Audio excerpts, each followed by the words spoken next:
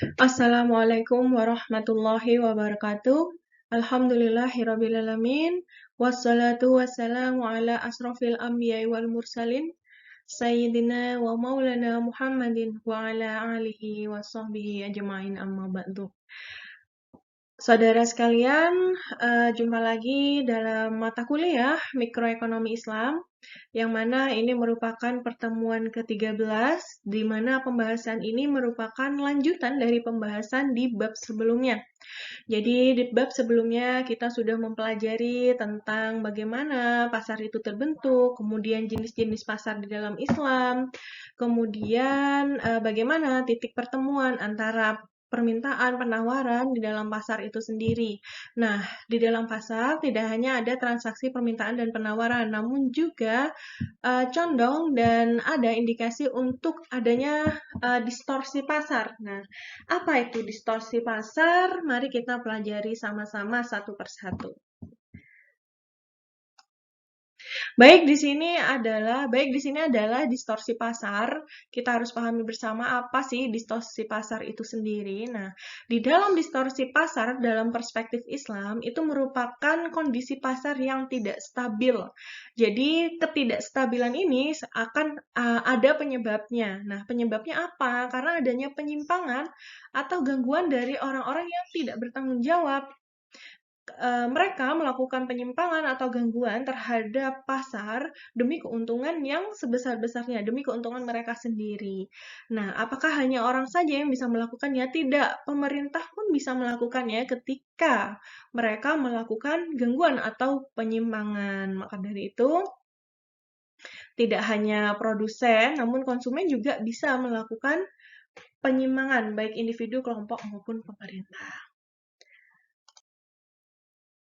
Lalu, bagaimana sih bentuk distorsi pasar itu sendiri? Nah, bentuk distorsi pasar sendiri ada 3 bentuk ya, diklasifikasikan dalam 3 bentuk. Yang pertama, distorsi pasar terbentuk karena adanya rekayasa permintaan dan penawaran di dalam pasar. Kemudian yang kedua, ada tadlis atau penipuan. Yang ketiga ada tahrir ya, yang artinya goror atau kerancuan. Nah, di dalam sini juga ada jenis-jenis penyimpangannya.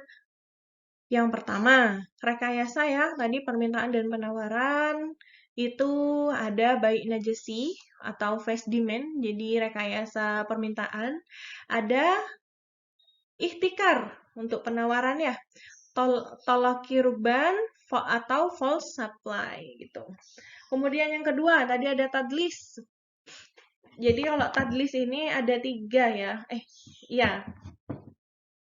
Berdasar tadlis sama tahrir, ini ada 3. Jadi berdasarkan permainan quantity, gangguan dari quality, kemudian price, harga, dan time of delivery. Jadi kuantitas, kualitas, harga, dan pengiriman barang. Saudara sekalian, di dalam distorsi pasar, yaitu pertama tadi ada rekayasa permintaan dan penawaran, yang mana ada dikategorikan jadi 2, yaitu yang pertama adanya rekayasa permintaan, dan 2 yaitu ikhtikar dan tolaki ruban itu di rekayasa penawaran. Nah, bagaimana mekanismenya? Oke, ini mekanisme yang pertama, yaitu buy agency, yaitu rekayasa permintaan. Bagaimana cara kerjanya? Jadi transaksi najasi ini diharamkan karena apa? Penjual itu menyuruh orang lain memuji barang jualannya atau menawar dengan harga yang tinggi untuk menarik orang lain agar tertarik untuk membeli gitu ya. Nah, penawar sendiri itu tidak memiliki maksud, tidak bermaksud untuk membeli barangnya. Jadi dia hanya ingin menipu orang lain agar benar-benar membeli. Jadi sebelumnya orang ini sudah melakukan kesepakatan dengan penjualnya untuk melakukan permintaan palsu gitu ya, untuk membeli palsu dengan harga yang tinggi. Akhirnya dampaknya apa? Yaitu terjadi permintaan palsu dengan harga yang tinggi sehingga orang lain yang ingin membeli juga patokannya ya orang ini tadi gitu. Nah, permintaannya akhirnya tidak tercipta secara alamiah dan merusak pasar. Kemudian kemudian yang kedua di dalam rekayasa penawaran itu ada ikhtikar. Ikhtikar artinya apa? Ini sudah sering kita bahas, yaitu bentuk penimbunan ya, tindak penimbunan barang dengan tujuan menjual kembali ketika harga itu lebih tinggi. Ketika barangnya langka, nggak ditemukan di pasar, dan sangat dibutuhkan oleh masyarakat. Sehingga dari penjualannya itu mendapatkan keuntungan besar di atas harga normal atau harga yang semestinya. Jadi sengaja nih ngerusak ketersediaan ya, ketersediaan barang di pasar. Baik, selanjutnya yaitu talaki rukban ya, yaitu ini merupakan bentuk rekayasa penawaran yang dilakukan di mana transaksi ini dilarang. Karena di sini ada dua hal yang dilakukan, yaitu mencegah masuknya barang ke pasar dan mencegah penjual yang dari luar kota untuk mengetahui harga di pasar tersebut.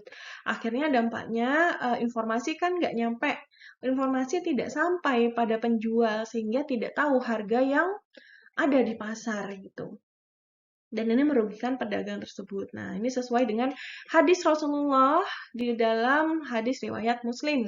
Janganlah kalian menemui para khalifah di jalan untuk membeli barang-barang mereka dengan niat membiarkan mereka tidak tahu harga yang berlaku di pasar gitu ya. Nah, seorang penduduk kota tidak diperbolehkan menemui penjual di desa, di mana dikatakan kepada Ibnu Abbas, apa yang dimaksud dengan larangan ini? Beliau menjawab, tidak menjadi makelarnya mereka gitu. Jadi intinya tidak menghadang dan tidak boleh mengekat informasi tentang harga yang ada di pasar. Selanjutnya yaitu ada penipuan atau tadlis.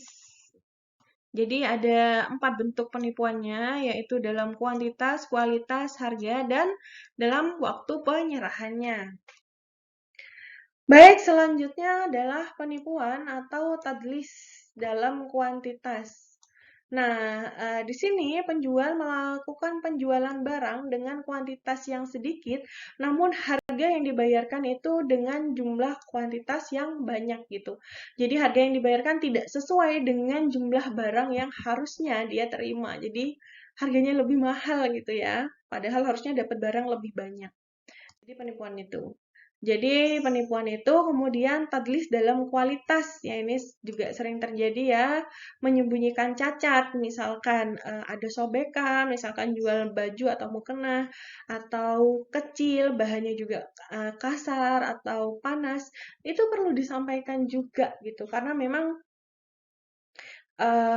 tujuannya konsumen itu melakukan pembelian untuk mereka gunakan sesuai dengan kebutuhan mereka. Kalaupun saudara sekalian nanti jadi penjual gitu ya, berjualan kemudian tidak menjelaskan barangnya, nanti justru konsumen akan kecewa, kemudian tidak akan membeli lagi di tempat saudara sekalian. Jadi maka dari itu ini sangat-sangat dilarang karena dampaknya juga tidak hanya dalam jangka pendek aja, namun juga jangka panjang. Konsumen itu kalau mau membeli sesuatu itu pasti sesuai dengan kebutuhan mereka. Maka dari itu kita sebagai penjual itu ya harus menyesuaikan dengan kebutuhan konsumennya. Jadi kalau misalkan suka barang, misalkan mukena, mereka suka yang adem gitu, yang dingin. Ya udah kita sesuaikan nih kebutuhan masyarakatnya, butuh yang bahannya adem, dingin gitu. Jadi tidak perlu merekayasa kualitas dari produk kita. Kemudian kemudian tadlis dalam harga, yaitu bentuk penjual menjual barang dengan harga yang lebih tinggi atau lebih rendah dari harga di pasar karena terjadi ketidaktahuan pembeli atau penjual tersebut. Apakah ketidaktahuan ini menjadi termaafkan? Tentu saja sebagai penjual yang cerdas gitu ya, yang memang beriman, meyakini bahwa tidak boleh ada kezaliman dalam transaksi. di pasar, transaksi jual beli, maka kita harus terus upgrade juga nih harga di pasar itu kayak gimana biar tidak terjadi penyimpangan atau distorsi pasar itu sendiri. Karena yang dirugikan tidak hanya satu dua orang, namun sistem di pasar itu sendiri juga akan dirugikan. Jadi menzolimi orang lain akhirnya. Maka dari itu kita harus terus upgrade nih sebagai seorang pelaku ekonomi, terutama sebagai seorang produsen atau penjual. Kemudian ada tadlis dalam waktu penyerahan, di mana di sini tidak sesuai.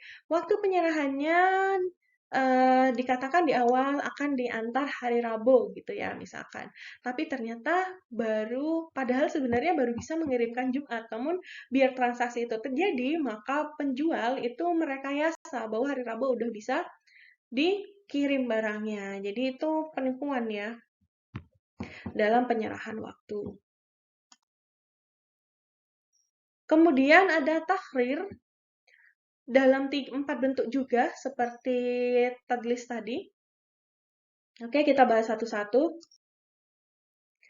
Baik, selanjutnya ada takhrir dalam kuantitas seperti sistem ijon. Kita nggak tahu nih, penjual maupun pembeli itu nggak tahu jumlah dari barang yang dijual karena bentuk barangnya dan jumlahnya belum tahu karena dibeli di awal. Nah, hal tersebut menimbulkan ketidakadilan kepada salah satu pihak sehingga akan merugikan. Misalkan yang banyak terjadi membeli mangga yang belum tumbuh buahnya atau yang hanya terlihat bunga-bunganya saja atau buah-buah yang kecil. Kita nggak tahu ini buah tersebut kan bisa kena angin atau nggak berkembang atau kena penyakit sehingga jumlahnya itu nggak jelas. Tapi untuk harganya sudah ditetapkan di awal. Nah itu bisa merugikan orang lain. Nah, selanjutnya takhrir dalam kualitas, seperti menjual anak sapi yang masih di dalam kandungan induknya. Kita nggak tahu ketika sapi ini nanti dilahirkan bagaimana. Apakah kondisinya sempurna, atau ada penyakit, atau bahkan meninggal dunia. Tapi harga dan pembelian sudah dilakukan di awal. Nah, ini akan sangat merugikan pihak ya, salah satu pihak. Sehingga ini diharamkan di dalam Islam. Kemudian selanjutnya ada takhrir dalam harga, di mana ini merupakan penetapan harga yang berbeda dalam satu akad. Jadi ada multi akad di sini ya, dalam satu penjualan atau transaksi. Nah, sehingga pembeli itu yang mau membayar maka harga mana yang berlaku ya, seiring berjalannya waktu. Jadi ada multi akad, ada dua harga di sana. Kemudian yang terakhir itu ada takhrir dalam penyerahan, yang mana barangnya itu masih hilang atau belum ditemukan. Jadi pembeliannya barang yang wujudnya nggak ada ya, masih dalam pencarian gitu ya. Nah, takhrir dalam penyerahan itu merupakan ketidakpastian waktu, baik penyerahan uangnya maupun penyerahan barangnya. Contohnya misalkan barangnya belum ditemukan, masih dicari. Nah, kapan ini? Nah, itu terjadi kerancuan nanti di dalamnya, goror malah ya, tidak jelas, ketidakjelasan. Maka dari itu, hal tersebut dilarang. Dijuallah ketika barangnya sudah ada, wujudnya sudah ada, kemudian barangnya kapan akan diberikan, atau uangnya kapan akan dibayarkan, kalau barangnya sudah ada, bentuknya, wujudnya sudah ada, sehingga tidak ada kezoliman di dalamnya, tidak ada pihak yang dirugikan. Itu yang terakhir. Itu saja yang terakhir. Mungkin saudara sekalian ada pertanyaan atau yang akan ada yang dibahas, silahkan di komen di kolom komentar atau di kolom absensi yang saya sediakan. Kalian bisa bertanya, kemudian kita akan membahasnya di pertemuan berikutnya. Terima kasih. Kurang lebihnya mohon maaf. Wassalamualaikum warahmatullahi wabarakatuh.